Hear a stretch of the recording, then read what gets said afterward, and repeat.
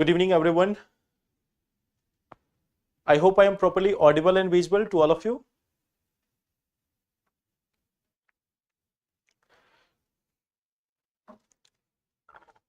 Good evening. I hope I am properly audible and visible to all of you.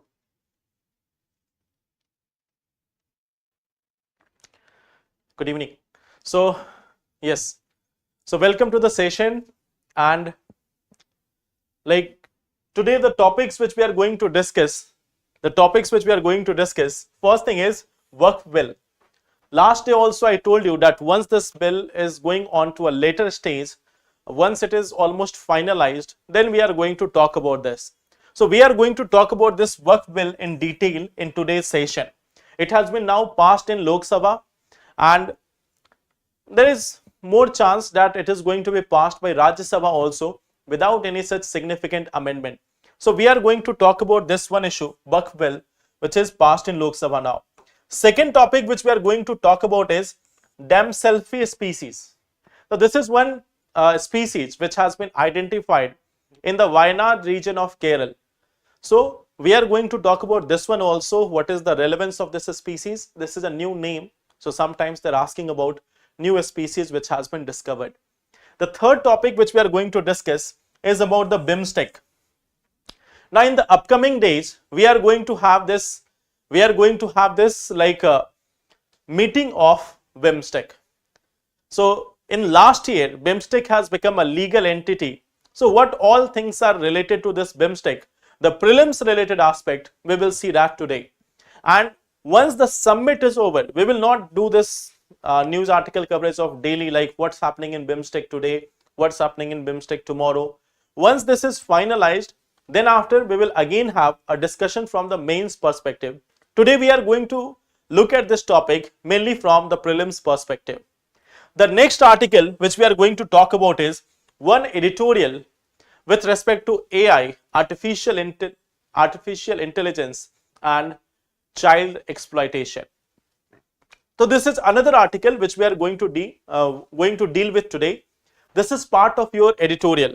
It is a part of your editorial. So these are the topics which we are going discussing today.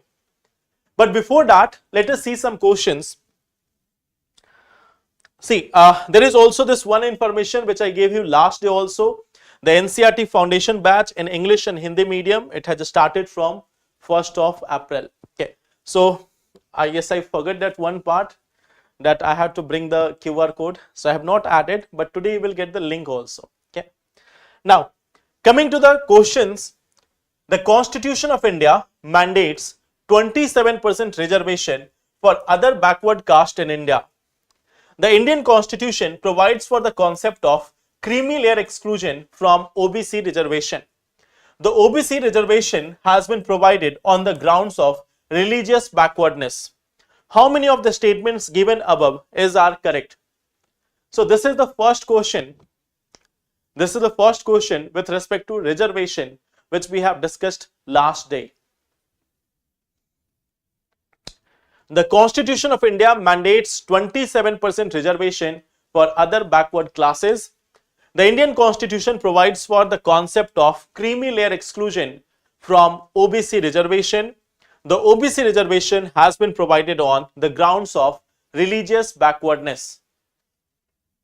So what will be the answer?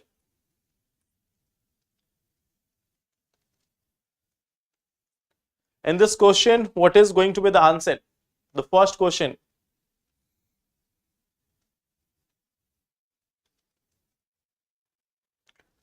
A option, B option, C option and D option. So this is one question in which I have got all the option. So that is a good beginning. Okay, A, B, C and D.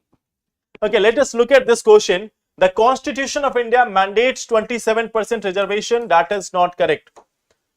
The Constitution of India simply says that, there can be provision of reservation for other backward classes, but it is not mandating any such a specific number that how much percentage has to be provided. Okay.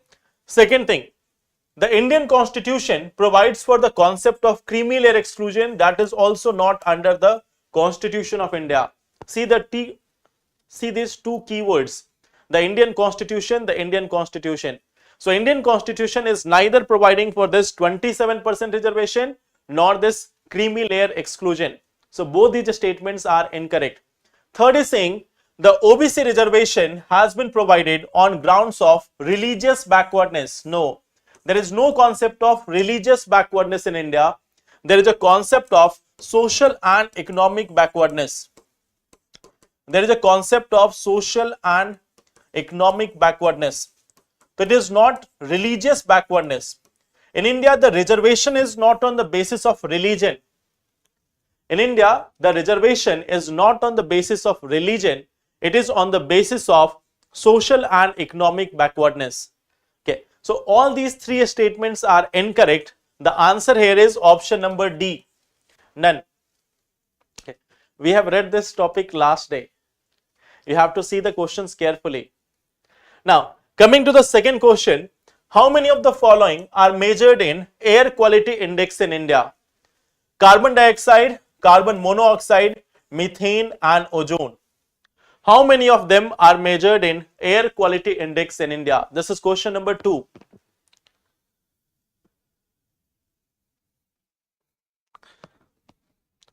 This is question number 2. How many of them are measured in air quality index in India?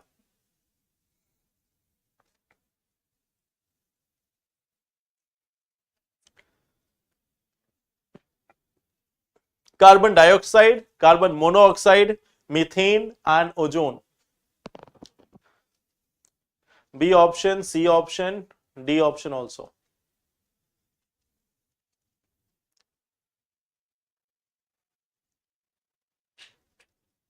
So I think some of you know the answer.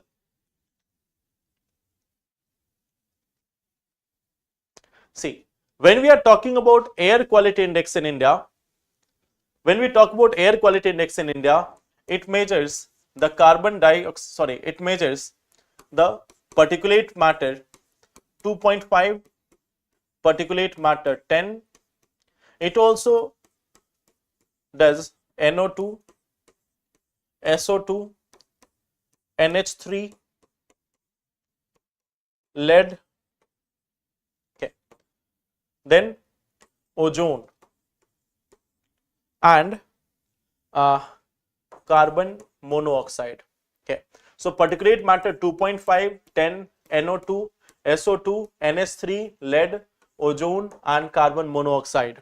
Okay, there is no such inclusion of methane, there is no such inclusion of carbon dioxide.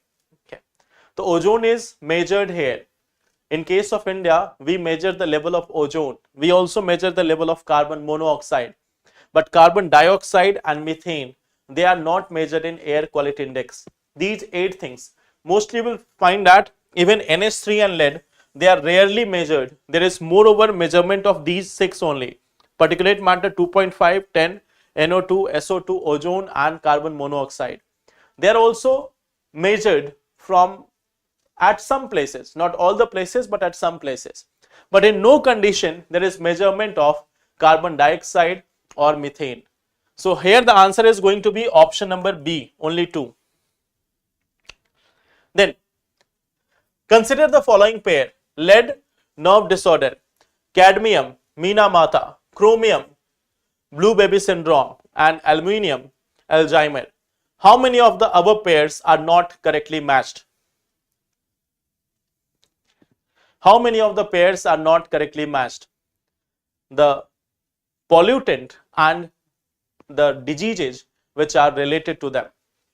Last day we have discussed about this in detail. So tell me this part. How many of them are not correctly matched? This is question number 3. How many of them are not correctly matched?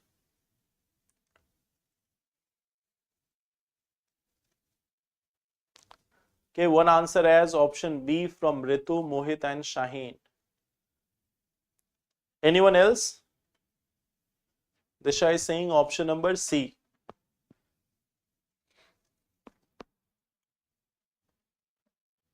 C option, B option, A option. Anyone going for option number D?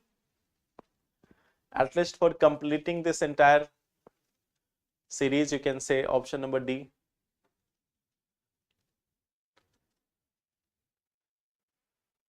Like we have got option A, B and C.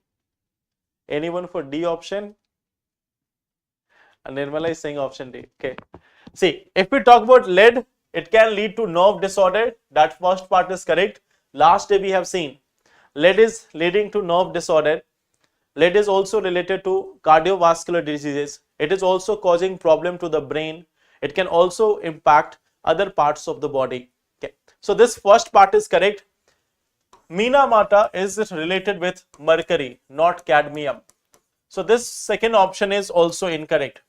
If we talk about chromium, it is not related to blue baby syndrome. Blue baby syndrome is related to nitrate.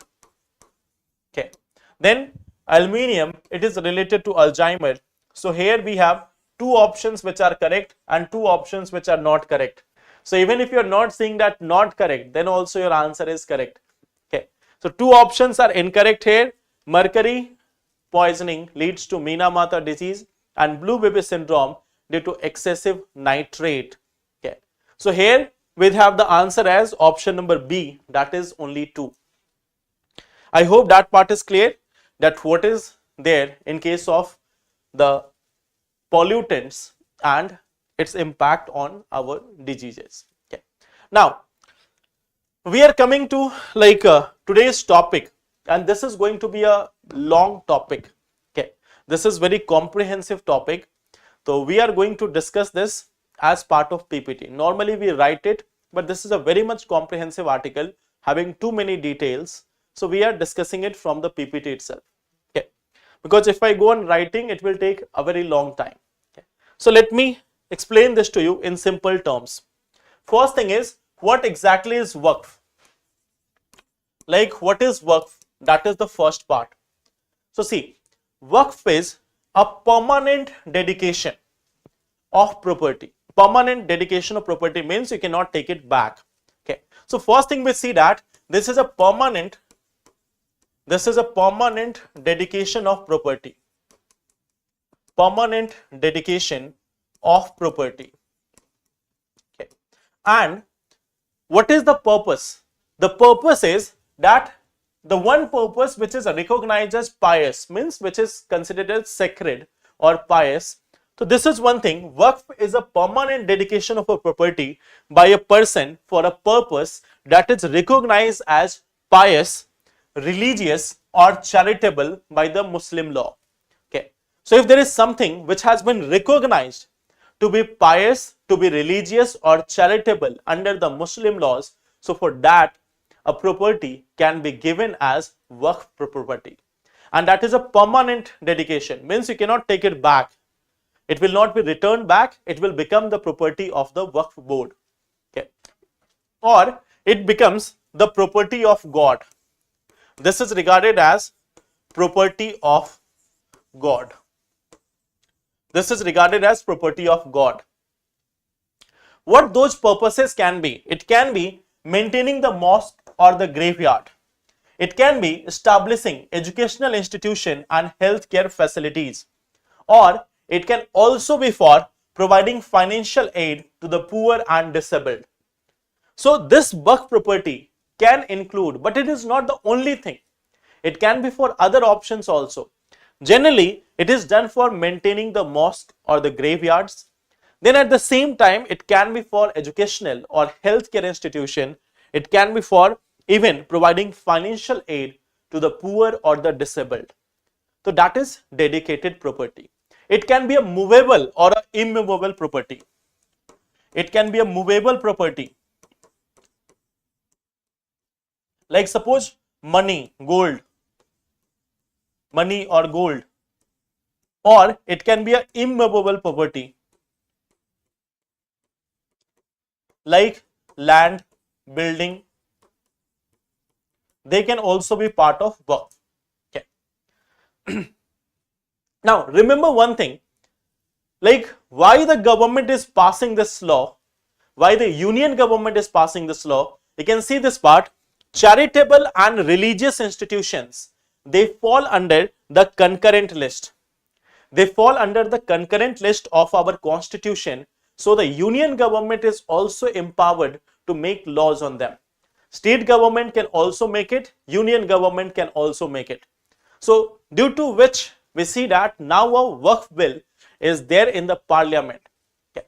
Now at the same time, we have this one act, Waqf Act 1995.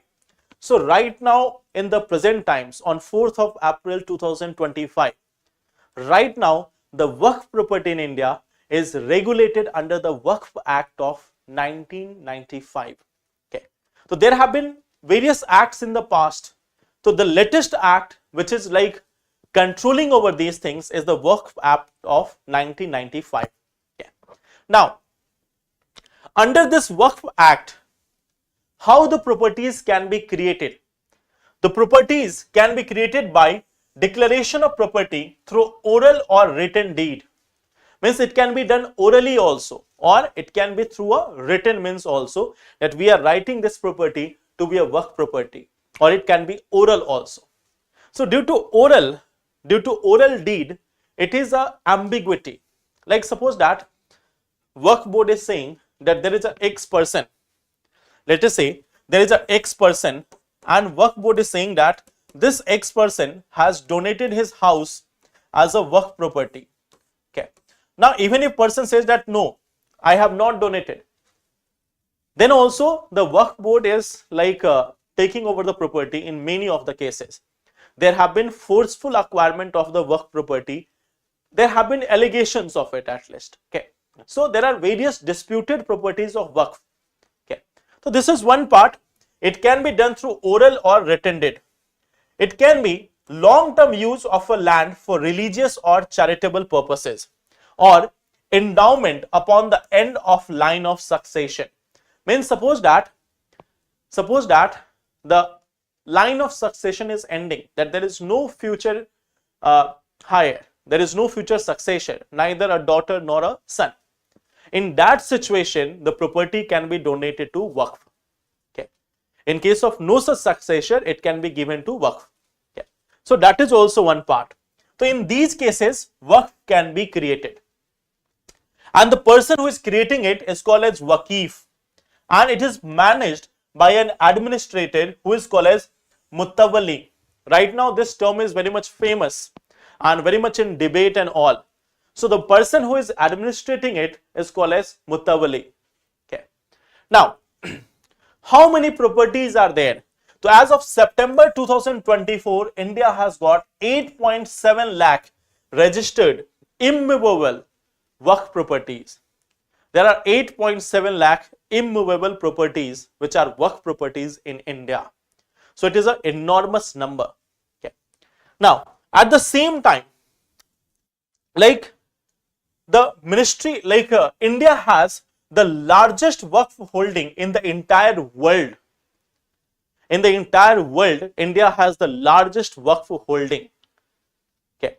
So you can see this part, like you can see this part, that there are various countries which are Islamic in nature or have their entire religion as the main source for everything. And in comparison to that, India is having the largest Waqf property. Even though India has maintained its secular nature, then after also, we see that there is huge number of Waqf properties in India.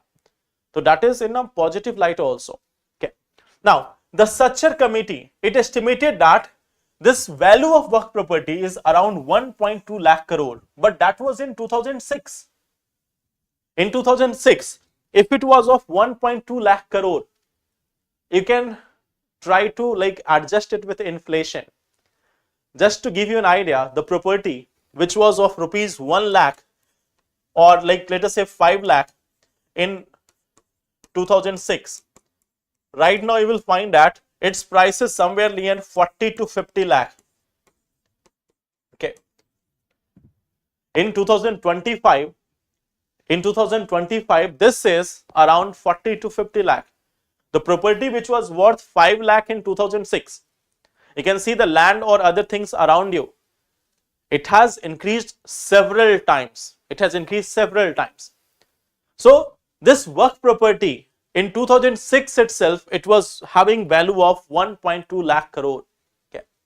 What about land documents? they all are like documents of the Waqf board. There is creation of Waqf board which manages all these things. Okay. So they have the documents, but it is not in the name of a person. It is in the name of the Waqf board. Okay. Now this entire land, if you see, 7% of them, they are encroached, 2% are under litigation, and a status of 50% is unknown.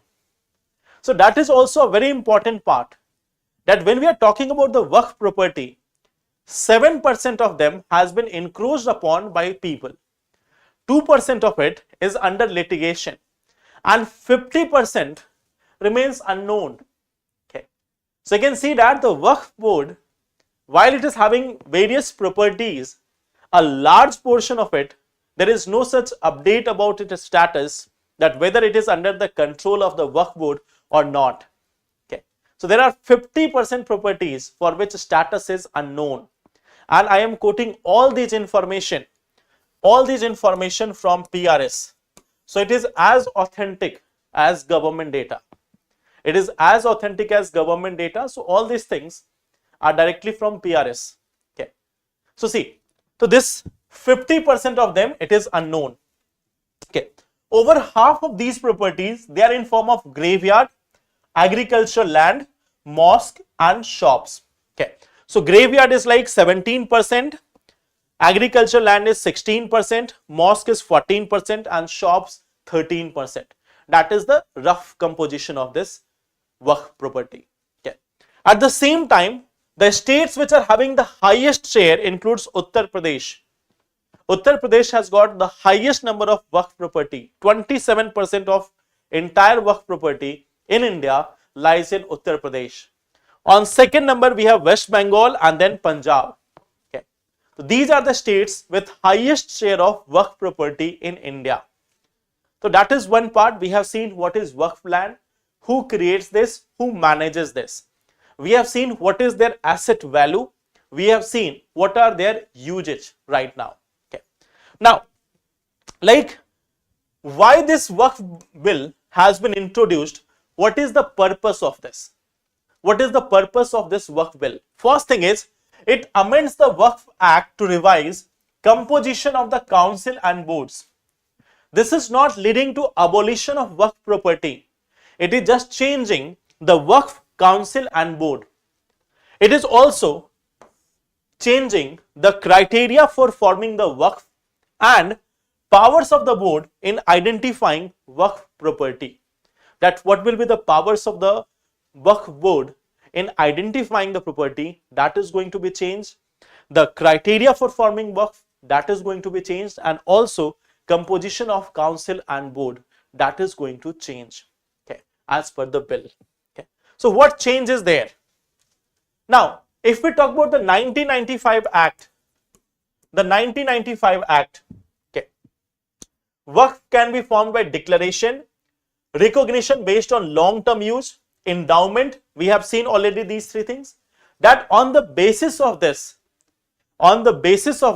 there was this identification of the Waqf property. First thing is declaration. Second thing is recognition based on long-term use, that there is a place which is used as a graveyard for a very long period of time. So that is going to be considered as a Waqf property. Okay. Let's suppose there is a graveyard and it is being used for the last 100 years. So now that area will be considered as a Waqf property. And third one is endowment when the line of succession end. When suppose there is no succession, then in that situation, that area can be given as Waqf property. Okay, or property can be given as Waqf property. Now, the bill, it says that who can get this Waqf, who can declare this Waqf? Only a person practicing Islam for at least 5 years may declare a Waqf property. Only those people who have been practicing Islam for minimum of 5 years, they can get this Waqf property. There are some people who become, there are people who says that, okay, today I am like accepting Islam dharma because there is Bakrid or anything else and you are getting biryani. So if you are changing your religion just for one day for eating biryani or sevai, you will not be able to allow to declare a waqf. Okay. So it has to be minimum for 5 years. If just in that like for getting biryani and getting sevai, you are saying that from today I am accepting Islam, so that cannot be used for declaring the waqf property. It has to be a minimum of 5 years. Okay. Now, at the same time, government property, okay, it is simply said that the government property cannot be identified as waqf. And if any government property has been identified as waqf, then it will cease to be so. Okay. It will cease to be. Declare, see, people have to declare this, that I am like declaring this as a waqf. Once they have got some income, once they have got some asset, then they declare that, okay, now I am giving it as a waqf. I am creating it as a waqf. Okay. So that is created by the people. It is not simply a donation type thing, means people are doing it willingly. It is a willing donation. Okay. Or willingly doing act. Okay. So government property as waqf. The will states that any government property identified as waqf will cease to be so. Okay. After end of succession means it will be automatically transferred. Okay. The community will automatically consider that as a waqf property. Okay. The community will automatically consider that as a waqf property. Okay. Then the collector of the area, he is going to now determine this case. Okay. Why we cannot ban on waqf property? Why there is a need to ban the waqf property?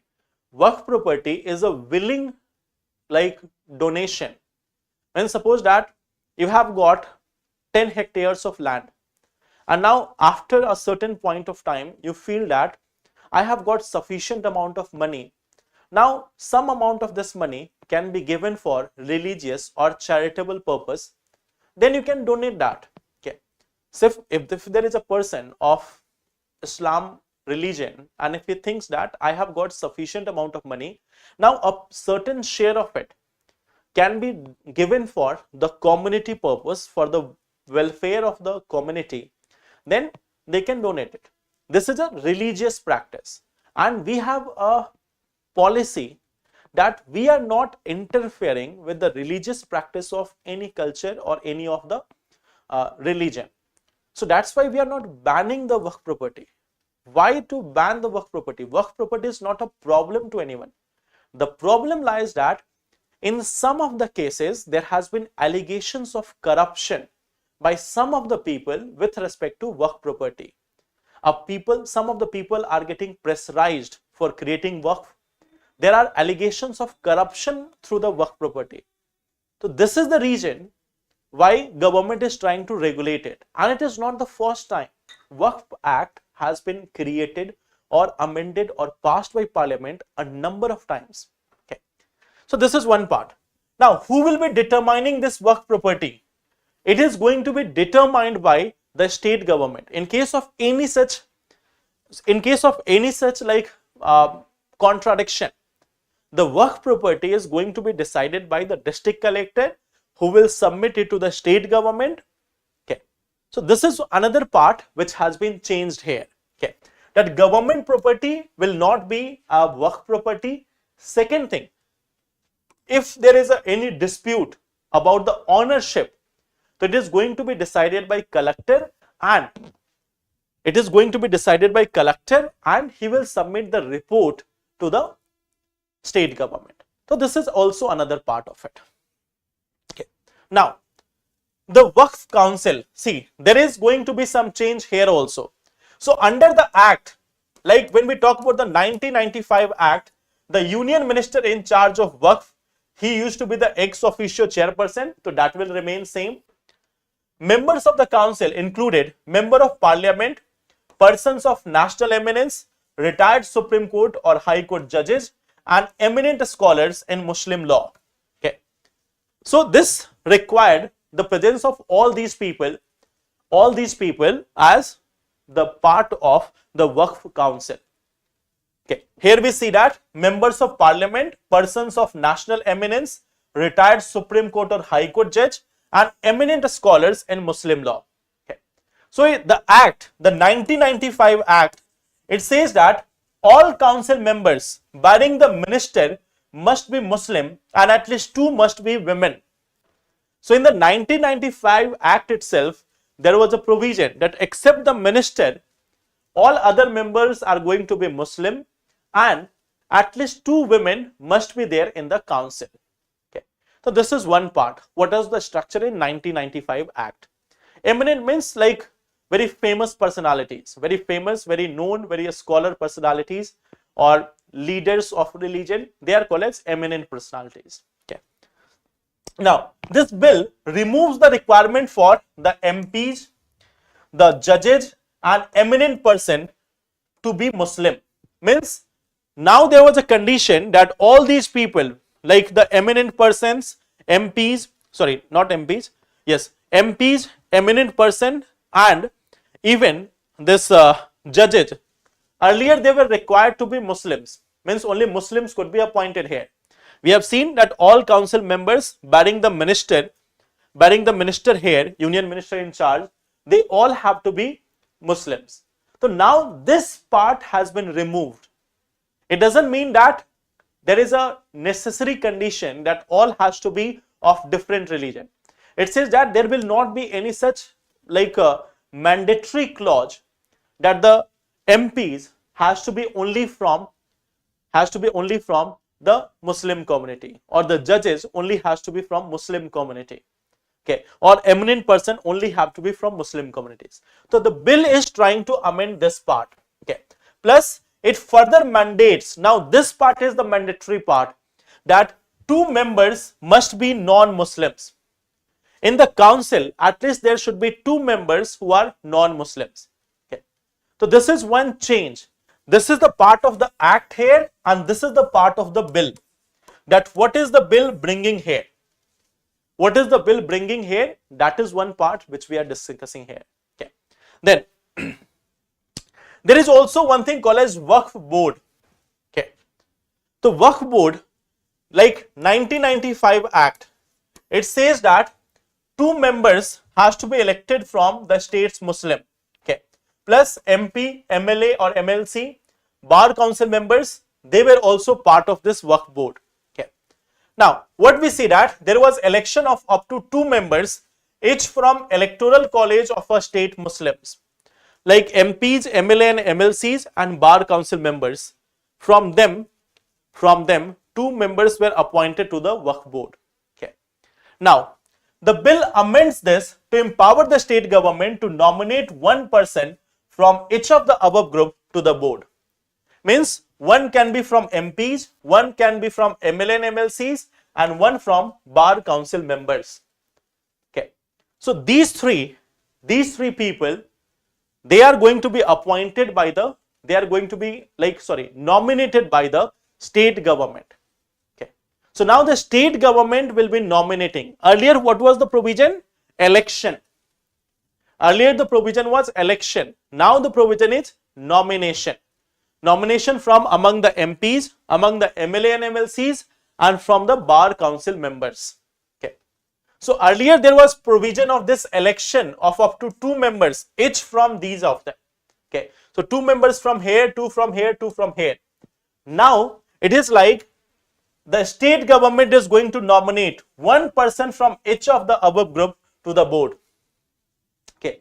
And there is no such requirement that they have to be Muslim. So now it says that it must have 2 non-Muslim members, at least 1 member each from Shia, Sunni and backward classes of Muslim. Okay. So that is also one mandatory part. The 2 members should be non-Muslim, 1 from Shia community, 1 from Sunni community and 1 from backward classes of Muslim. So in Waqf board also there is an amendment under this bill. Okay. So 3 things you can see prominently here. First, in the creation of Waqf property, now there is a requirement of written deed. Means it cannot be done orally now. It has to be in written manner. Second thing is, It can be declared by only those people who have been practicing Islam for at least 5 years. Government property cannot be declared as a Waqf property. If it has been declared, it will cease to do so. So that is one part about Waqf property. In Waqf Council, we have seen that earlier there was a requirement that MPs or like the former judges, the eminent person, they must be from Muslim community. Now this requirement is not there. Anyone can be there. Plus there is a clause that minimum 2 non-Muslim members should be part of Waqf Council. Then in case of Waqf Board also, it has been said that earlier it was just the elected members. Now state government can nominate 1 member from the MPs of the state, 1 member from the MLA and MLCs, and plus 1 member from the Bar Council. Okay. So these are the changes in the Waqf Board, Waqf Council and the property. I hope that is clear. Why Waqf had huge land in India? Because people have given or created Waqf. It is not that Waqf has acquired it forcefully from the people. It is like people have donated this land. So that's why. In management of temple, is there? See, I am not going into that conversation of whether it is going to be managed by one religion or other religion. Normally, for a long period of time, there has been no such discussion on this. Now we are having discussion on this. We are having discussion only and only because there is a bill in the parliament and that can be asked in the examination. I am not going into that discussion that whether who should be participating in management and who should not be participating. For a long period of time, there was no discussion also about this. Yeah.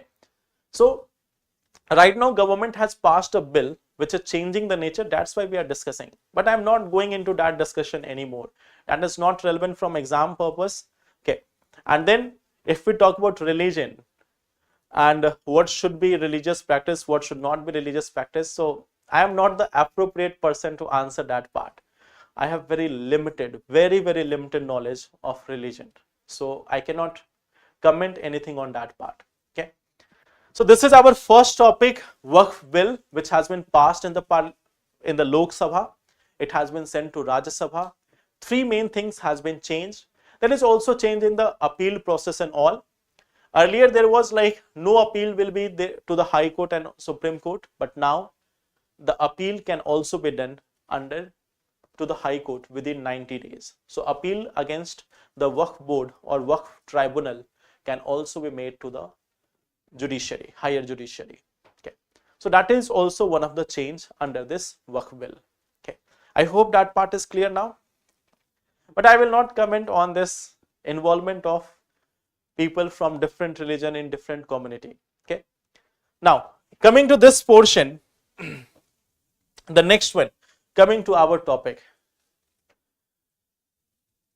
My question is related with polity as Waqf is under concurrent list. So if a state is coming with Waqf bill and both the acts, both may have contradictory part, in that case what will happen? See, the simple thing is, if a central government, if the union government has passed a law on any subject of concurrent list, then it will prevail. There is one condition. If suppose that a state government has passed a bill on the same subject and if it has got the assent of the president, in that case it will prevail, otherwise not. So remember one thing, I am repeating it once again. If suppose that there is any topic, any subject in the concurrent list, if a union government has made a, if the parliament has made a law on that, it is going to prevail in all states irrespective of what acts have been made by the states. But there is one exception. If a state government has passed a law and that law has been given assent by the president, then in that particular state the law of the state is going to prevail. Okay, clear, Mohit? Sir, it was in news that 400-acre forest is being cleared in Hyderabad University. Can the state government do so without approval from Supreme Court? Forest is under the part of state government, so of course they can do. Okay. Now coming to this part, damselfly species. So this damselfly species, it has been identified. This has been identified or discovered. You can say discovered in Wayanad region of Kerala.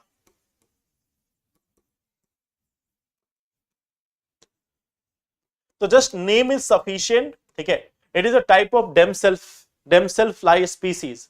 If you talk about the name of this species, the name is this Euphea wyanadinensis. The name is Euphea wyanadinensis. That is the name of this damselfly species which has been found in Kerala. Okay. Now, what is special about the damselfly? There is one thing called as dragonfly and damselflies. Okay. So they are not harming the people. They are not harming the people. They are not harming the crops. They are not harming any other things. But they are a natural predator. They are a natural predator of mosquitoes. They are natural predator of mosquitoes. Okay. So, like, they are part of the aquatic food chain also. They are part of the aquatic food chain also. Plus, they also feed upon the larva of mosquitoes. Okay. So that's why what we see that this damselfly species is considered beneficial for the human beings. So what you have to keep in mind, just the name of it. The name is as simple as this, Euphea wyanadinensis. Okay, Euphea wyanadinensis. Okay, that is the name of this damselfly species. It has been discovered in Wayanad region of Kerala. So Wayanad is the name. Wyanadinensis. Wyanadinensis. Okay, so that is the name of damselfly which has been identified here. So just name is sufficient. Okay. Now, coming to the next topic, this is all about BIMSTEC. It is all about BIMSTEC. So can you tell me this BIMSTEC, which stands for Bay of Bengal Multi-Sectoral Initiative, Bay of Bengal Multi-Sectoral Initiative for Technical Cooperation. Okay. So if we talk about this multi-sectoral technical and economic cooperation, it is Bay of Bengal multi-sectoral technical and economic cooperation.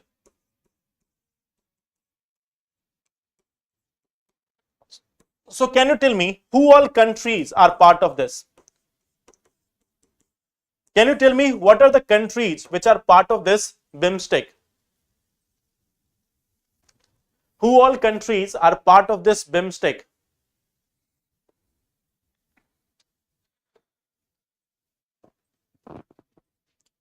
There are 5 names which you can identify quite easily.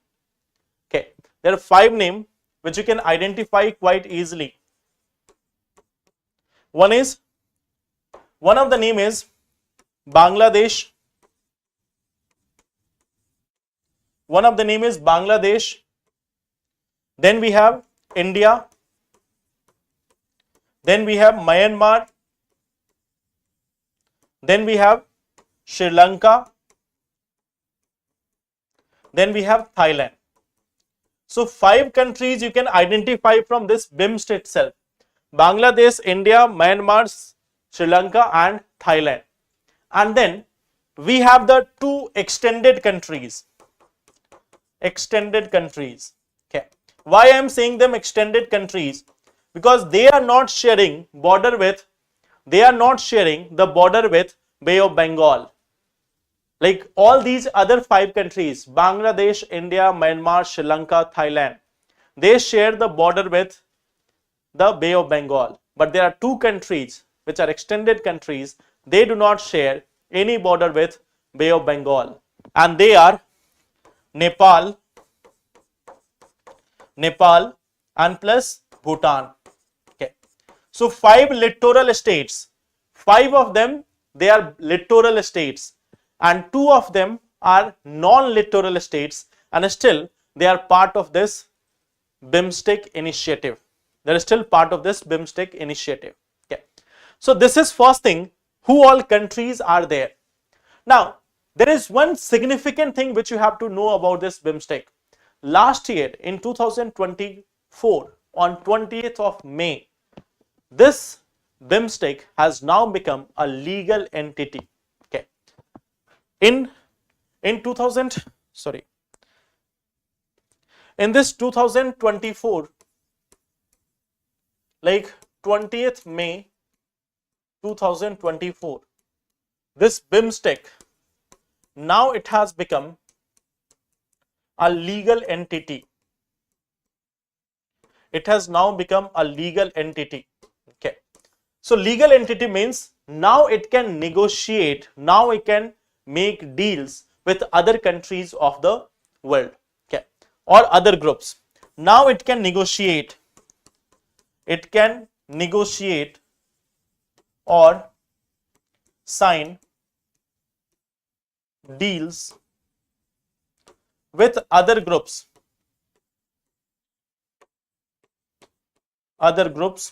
or nation.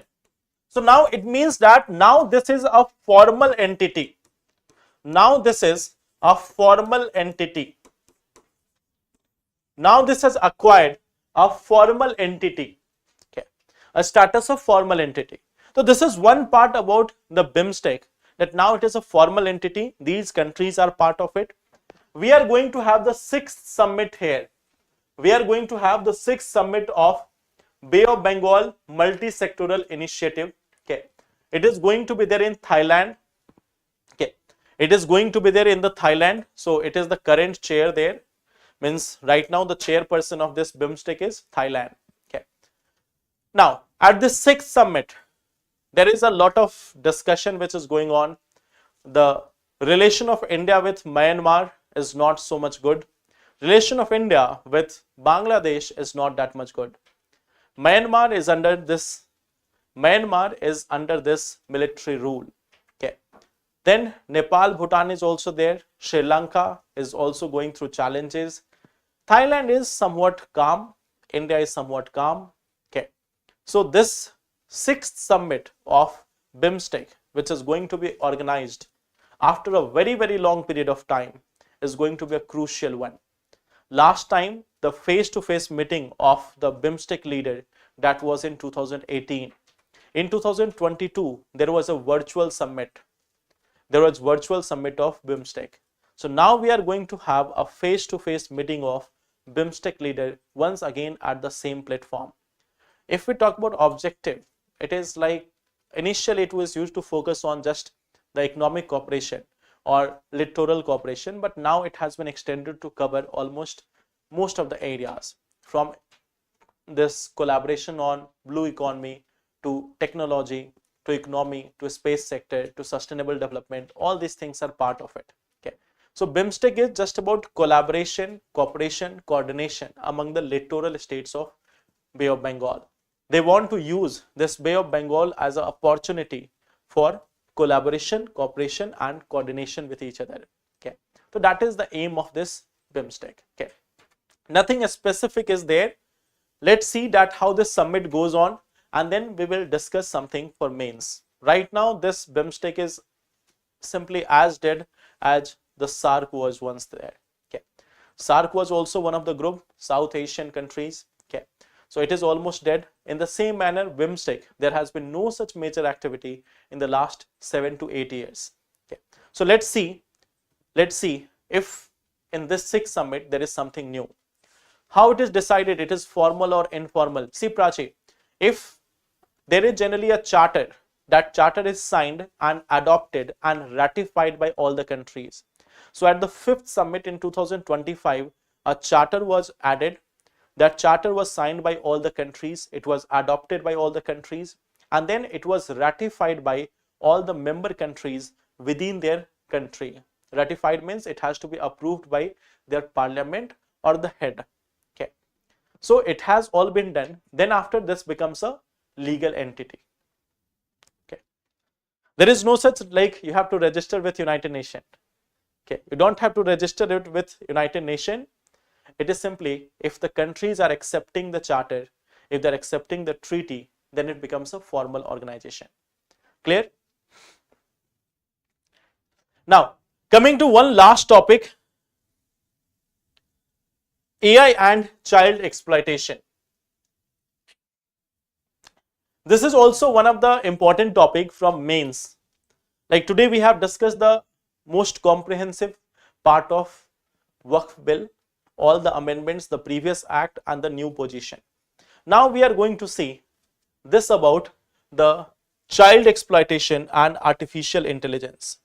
So let us start about this part. Okay. Now there is a report of NCRB, National Crime, like the National Crime Record Bureau. It has given some report. Okay. There is also a like report of NCCRP. Okay, NCRP, National Cyber Crime Reporting Portal. Okay. So this National Cyber Crime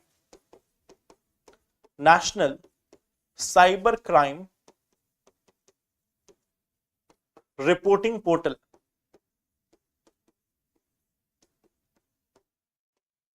This National Cyber Crime Reporting Portal, it says that around 1.9 lakh child pornography cases has been there as of April 2024. Okay, there has been till April 2024 there has been around 1.94 lakh cases of child pornography. Last year we have discussed this part. There was a judgment of Supreme Court with respect to this. Supreme Court has said that watching child pornography or sharing it or like accessing a website which contains child pornography is illegal in India. Those who are even accessing the website, they will also be liable for this. They can also be punished. Okay, so watching, sharing or even intentionally like spreading a child pornography is considered as a crime in India as per the last year's Supreme Court report. Okay, so despite this, what we see that till April 2024 there were 1.94 lakh cases of child pornography. Okay, like in India there have been like many a times there are simply some cyber tips which are given or like normally police is getting some tip that this is creating some crime scene, or let's suppose that people are giving tip to the police that there is a crime which has happened here or reporting something. So there has been more than 65 lakh cases of cyber tip line reports in March 2024. Okay. So what we see that even NCRB is saying, the National Crime Record Bureau, it is saying that child abuse through digital platform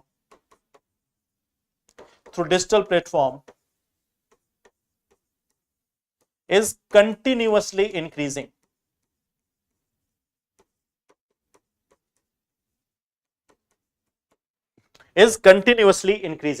Okay. So now in this context,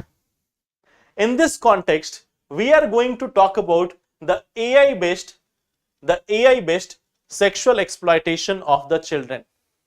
So what is the trend going on right now? In the case of AI, we have a latest trend. It is called Ghibli image. Ghibli image, right? So there is a trend which is going on right now, Ghibli image. Okay.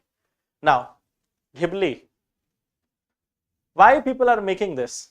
What is the reason behind this? Like I didn't get the idea why people are creating this, what they are getting from it. Like what is the reason behind this image? Okay, so right now this trend is going on and you know that the children, the teenagers, the children or the teenagers, they are especially prone to all these trends and everything. Okay, so now what we see that this is one part. Right now there has been nothing like it is creating some enormous harm as of now. Maybe AI is collecting data that has been alleged by some people. Okay, so what we see that this AI, some of the AI tools are well regulated, but there are a large number of AI tools which are being circulated across the world, which have no filter, which can create any such child pornography. Okay, so AI system, what we see that AI system, many of the unregulated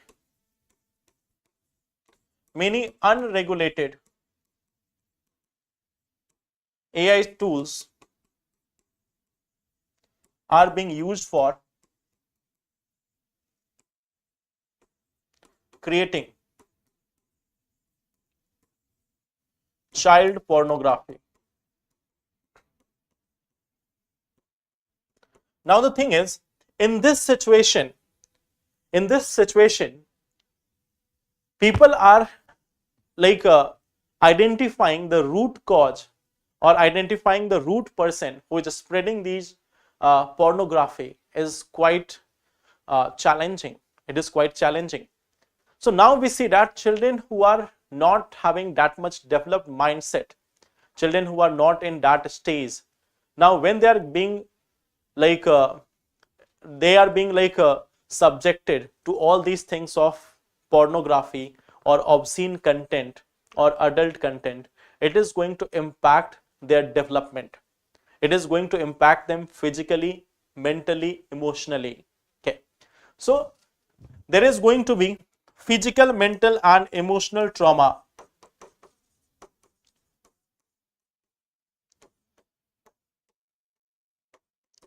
Emotional trauma for children.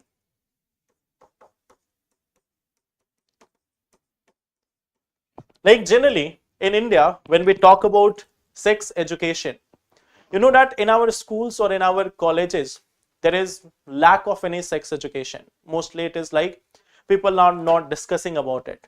But on internet, many of the misinformations, many of the wrong informations are also available. So then this creates a problem for the children. They are not able to understand what is right, what is wrong. So that is one of the most challenging part, especially with respect to AI.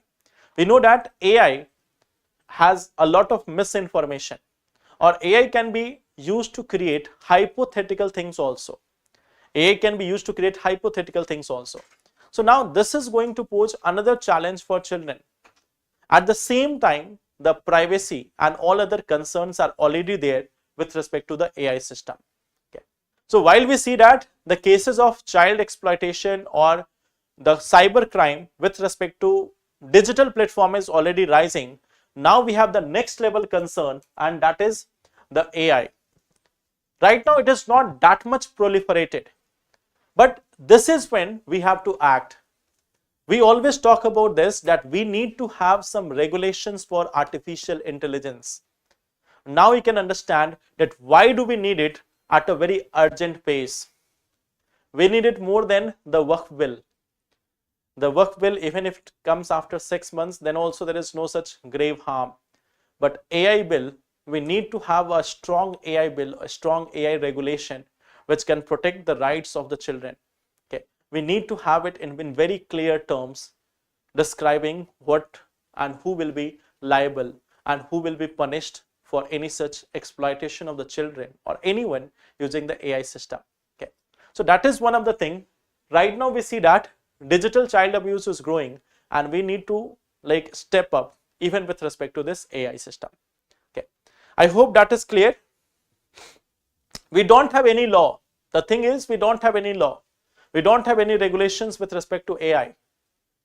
So right now the child abuse and everything is growing on simply through our digital platforms, and in that light AI system can increase it multiple times. AI system can increase it multiple times. So in this situation we need AI regulation more than any other thing in our country. Okay. That this article is talking about mainly what is happening in Europe, what is happening in UK and other countries. So we don't have to go into detail of this. We have to focus on India. We can see some reports, some highlights, what is the condition in India and why do we need it more. Okay. So this is one challenge. Last year there was, perhaps last to last year, there was this one movie. It was a sequel of Oh My God. Okay. So that was Oh My God 2 perhaps. So in that there was a discussion over a very sensitive topic, especially about the sex education in India. Okay. So that movie started talking about it at least. But then you know that then we follow the same trend. Now we have got Bahubali 2, Bahubali 3, Bahubali 4, 5, 6, 7. So we will be going into that direction. Then other movies will be coming also in the same feature, Puspa 1, 2, 3, 4. Okay. So while there are so many sensitive topics in our country on which there should be more and more movies, but we focus on the action. Okay. So that is also one challenge of our society. Okay. So that will be all for today. Tomorrow we will meet at the same time, 5 p.m. and then we will discuss the remaining things. In the morning tomorrow, we will be meeting at 8 a.m. for environment and related questions, ecosystem and biodiversity. Okay. हाँ, कल की PPT upload नहीं हुई है तो आज दोनों की पीपीटी एक साथ अपलोड हो जाएगी. ठीक है. Yes, I have got your message. कई लोगों ने बोला है तो यस, कल की जो पीडीएफ है और आज के पीडीएफ है दोनों ही अपलोड हो जाएंगे. ठीक है. आप so government is also interested in the Ghibli image. Okay. So I am not making any Ghibli image. Okay. Thank you so much. Let's meet tomorrow in the morning and in the evening. Take care. Good night.